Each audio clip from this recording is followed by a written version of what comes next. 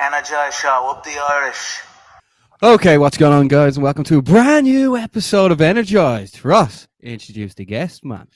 Today we have the Cagewires interim featherweight champion of the world, Mr. Paul Hughes. Paul, you did not like that interim part, did you? Interim. You just planned that, didn't you? No, actually didn't. But that's the way it is it not? Maybe. I don't see it that way, but yeah. Paul, yeah, we're definitely getting into that, Paul. How are you getting on? How's life? How's training been? And how are you feeling? Fantastic, mate. Fantastic. I'm living the dream. Everything. I've been more locked in than ever. It's been a really special camp. I'm in a really good place. I'm happy, content, and I'm just counting down the days now. It's how many? I don't know. Whatever it is. Friday is 1 week out. That's Friday all I know. And we're on the last wee push of hard training. So yeah, feeling good and ready to put the last wee bit of hard work in. Yeah, Paul, we're actually going to be there in the Indigo, wearing the glasses. We'll have a pair for you as well for after the interim fight. glasses. We can't wait for it. Does this fight feel any different to any other fights? Because it is being billed as one of the biggest, if not the biggest, fight in Cagewires history. Yeah, I mean, I don't know if it feels any different. To me, it's like, obviously every fight's the biggest fight of my career, but the last one was massive. The last one was massive for sure. Bigger than I guess we all expected with the crowd and how things sort of went. But I think this is the potential to be times 10, to be completely honest. I'm buzzing to see the sort of scenes that my fans bring and my followers and my supporters bring. So it's very, very exciting, I must say. Yeah, Paul, obviously the build-up for this has been a bit different from yourself. Like usually, I mean, the back and forth you've had with Jordan, like changing your thumbnail pictures, like putting on T-shirts, like is there bad blood really here? I mean, I respect Jordan. Of course, we've been in there together. He's a nice guy. It is what it is. But at the end of the day, this is now business. It was fine. It was good fun at the start. I'm promoting the fight. It is what it is. But things are completely different now. This is business, and at the end of the day, he's trying to take my dreams. He's trying to take everything away from me, everything that I've been sacrificing in my life, all the adversity I've conquered to get here. He's trying to take that away from me. So it's as personal as it is, and it's business now. Paul, when you fought Morgan Charrier in your call, you made that walkout. It's probably the most iconic Cagewires walkout in a long time. You had the Irish flag and you threw it to Jordan Vucenic on the way in. Did you say anything to him as you threw him the flag? I don't know. I can't recall if I said anything specific, but the gesture was enough. I mean, it was hold my flag, watch this, and he took it like yeah. It was that's when the mind games began. I didn't actually know he was going to be in the venue, so that was completely off the cuff. I seen him, and that's just where my mind went. The mind games began there, and he took that flag, and he better have held it. Yeah, we had Graham Bullen on in the build-up to next weekend's Cagewires 134 in London, live on UFC Fight Pass, so make sure to check it out. But Paul, he said, like, Graham, every time he watched the fight, he said you won, then he said Jordan won. Like, what way did you feel after that fight? And like, were you expecting to get your hand raised? Oh, I mean, absolutely. I won the fight very, very clearly. I don't really think there's a debate around that. I think the narrative sort of skewed a little bit from on the night. It was uproar that how the hell was my hand not raised. I think the narrative got skewed a little bit throughout the time passing, that it was a much closer fight and that it could have went either way. I don't believe that at all. I think it was a clear robbery. And that's my thoughts on the fights, and that's me being completely honest. Is it just to follow up on that? Is that why you were like full of emotion after winning the title after? Was that just following from that loss? Multiple reasons for sure. This is a hard game. A lot goes into this, and to finally reach a massive goal, it's incredibly emotional. And yeah, there was a lot of things released, and when I got my hand raised, a lot of build up. So yeah, there was a bit of a love triangle. Well, I don't know if you call it that, but a love triangle at the top of the featherweight division between yourself, Jordan, and Morgan. Obviously, Jordan got his hand raised against Morgan, as did you, and this is the only one really left. I think this is where we'll find out who the real king of the featherweight division in Cage Warriors is. When it came to your first fight, look, I'd scored rounds 1 and 3 for yourself. I had 2 for Jordan. That's the way I saw. I don't know, but maybe Paul Hughes might tell you that he won all 3 rounds. Who knows? It was a close fight, but I thought definitely positionally anyway, I thought you were definitely better in the first. And then I thought what's called when push came to shove, I gave you the third as well. But what are we going to see different from that fight to this fight, Paul? I mean, what we're going to see different is Jordan's going to be finished within 2 rounds, and I truly believe that. I've said that since the very start, that he will be sleeping inside that cage within 2 rounds. I truly believe it. I'm completely on a different level right now. Like it's just different, mate. It's just completely different going in there. And I know my level. I know what I'm capable of. I've got knockout power in both hands, and of course we've seen my grappling displays as well. And this one is just different. I feel like something just special is coming again. I know the last event was special, but this time it's going to be a special finish, and things are going to go to the moon after this. How many people are you expecting to bring over with you, Paul? The handsome army. I'd say. Well, we're well over 500. We're well over 500. There's people coming in. Of course, we've got so much coming here from Belfast, from the rest of Ireland. But I've got people flying in from around the world, never mind my fans and my supporters in UK and European MMA that have been so loyal to me since my professional debut, which was actually just over 5 years ago. I've had an amazing fan base and people have been supporting. So I'd say we'll not be too far off 1,000, to be completely honest. I mean, when the tickets went on sale, I think the venue's capacity is about 2,000. We're almost sold out straight away, so I think it's pretty clear. But we can't believe the wait, man. Like, yeah, it's definitely going to be a special event. It is. We're going to turn up. Yeah, we're going to turn up more than the Morgan fight. The Morgan fight was amazing because I guess it wasn't expected in the sense that we didn't know if the fans were actually going to be there. COVID restrictions were changing. We didn't really know if it was going to go ahead. And then when it came to fight night, they put out, the Irish put out, the French put out.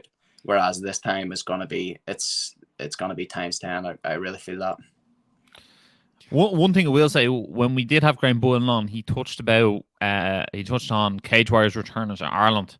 Is that something that you're excited about? And do you feel like next time Cagewires comes to Ireland, you'll be a spectator because you'll be signed to the UFC? Yeah, I mean, it's something I'm so excited about. It's been a couple of years they've been trying to get back here, and obviously with COVID, it's been tough. But yeah, I mean, my mantra for this camp has been undeniable. I'm going to be undeniable to get that UFC contract after I finish Georgia in here, and I mean, that's how I'm thinking about it. I may KO him in the first round and still not get the UFC shout. It's out of my control. So, I mean, if the opportunity's there, I mean, I would definitely love to fight. I would love to fight at home again. It would be, I just couldn't even imagine how crazy it would be, judging how much we're selling out shows in London and going crazy there. Never mind if he brought it to Belfast. So, yeah, it's not something I'm thinking too much about. I mean, my task is focused on George next week, and yeah, we'll see what happens after that. Yeah, we just did an exclusive on UFC Fight Pass with Ian Gary, and we asked him who does he think would be the next Irish man into the UFC, and he said yourself, Paul. When you hear that, like, did you even take notice of that, or are you just solely focused on what you're doing? I didn't hear that, but I mean, it's quite self-evident at the end of the day. Like, it's pretty clear that I'm going to be the next guy. So, yeah, it's nice to hear, though.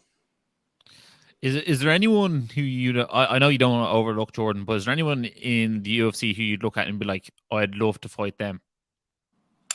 To be honest, I watch every UFC featherweight fight that's on the cards, and I want to fight them all. I'm going to fight them all. I'll do the same thing I've done in Cagewires. I'll start from the bottom and I'll clear out the entire division. That's just how I look at things. And yeah, everyone's a future opponent, regardless of who they are, whether it's the champ or whether it's a vet, whether it's an up and comer.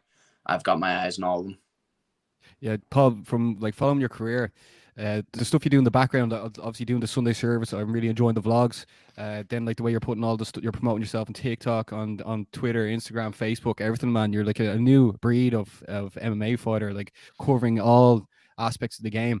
Like, do you just sort of go with that with yourself, or does your Paradigm team tell you what to do? But like, look, from the outside looking in, it just looks like you just love creating content and love training.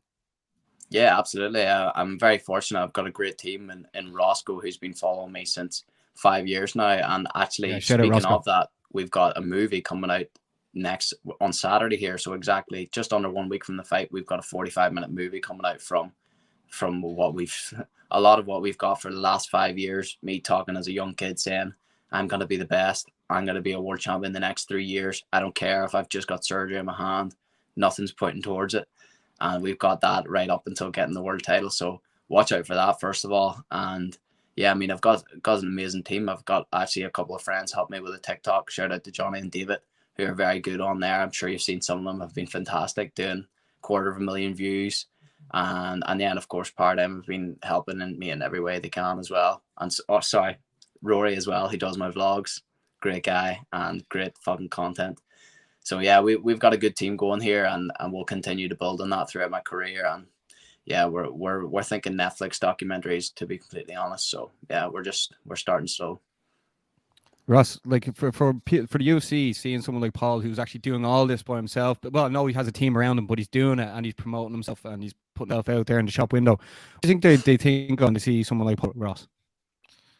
Look, I think first comes first. You have to be able to do it inside the cage, and I think Paul has ticked off that box. You know what I mean? There's very few people who can go out there and lose all the time and still have capture attention. Paul goes out there and he wins, and more times than not, he actually also finishes fights. And I think that's what people look for first. People look for people to go in there and get the finish. And once they get the finish, then they start to show the interest. And when the socials are on point, like Paul has them at the moment, that's when you really start to flourish, and that's when your stardom really grows. But like I always say, it starts in the cage, and once you have the in the cage boxed off like Paul does, then you can start to grow outside. And it looks like he has those people help him out, which is great, which means he can focus on doing him, and then they can help him out on the side. So I think that's unbelievable, Paul. Fair play to you. Thank you, and thanks to my team. Yeah, who do it for me. Yeah, there's no interim in that work rate, Paul. Damn right. Just we bring that full circle, but yeah, Paul, you basically next, I think maybe bar one cage conflict fight, you've nearly had your entire career in Cagewires. Is this the pinnacle, the cherry on the top? This fight, headlining one of the biggest shows ever in the O2 in the Indigo. Yeah, I think for sure when I get this finished, I'll have completed Cagewires. To be honest, I think I've taken out everybody. I've taken out all the best guys in the division. When I finish George, I mean, I will be undeniable. Like, that is the mantra for the reason, because who else is there to fight? I've taken them all out, and that's why they want to finish as well. I want to make a big statement and really, really solidify this one. Are you expecting the UFC are obviously in the O2 the next night? Are you expecting Dana White to be there? Because I'm sure if it's a big win for either yourself or Jordan, like, he'll be there to hand over a contract, I'd say. I mean, that would be amazing if Dana was there. That would be incredible for sure. I'm sure the UFC is going to be there for sure, whether it's Sean Shelby, whether it's Hunter. I'm sure somebody will be there. But I guess it would be cool for Dana to come out and say, yes, you got the contract, like they do in the, I forget what he called looking for a fight. I mean, something like that would be sick, but I guess it's out of my control. I can only focus on getting that KO next week. And as I say, I think it will make me undeniable. So whether or not he's there in the building, the UFC contract should be, as I say, undeniable. Yeah, everyone's going to be watching that fight. Like, we'll be there, Ross, as well. We'll be there with the sunglasses. We'll be there for the after party. You better believe Let's it. go. Yeah. Let's have a first round of Guinnesses on us, Paul. Thank you, lads. Thank you. Yeah. No worries. Paul, before we wrap things up, is there anyone you want to say to the people that are going to be tuning in next Friday on the 18th of March, whether it be at the event or on UFC Fight Pass? Is there anything you want to say to the people to look out for? I mean, first of all, thank you for the support. Has been, every fight is just times 10, and the support has been unbelievable for this one. But yeah, I mean, I'm actually, and I can't be more grateful for the support. It's been incredible, and yeah, just thanks. Thanks, and tune in, and I hope I do everyone proud. I will do everyone proud for sure. Represent where I come from, Lavey and Derry, representing Belfast too, and the country of Ireland, Northern Ireland. Yeah, I want to do everyone proud. I truly, truly do. I take great pride in being from where I'm from, and yeah, I'll do everyone proud. Before we let you go, do you have any messages for Jordan Vucenic? No message. You want to You want to give him that interim title back? Yeah, you can hand back. You plan to hand back that interim title. Yeah, you can return that interim part. I'm the Paul, champ. That's all I'll say.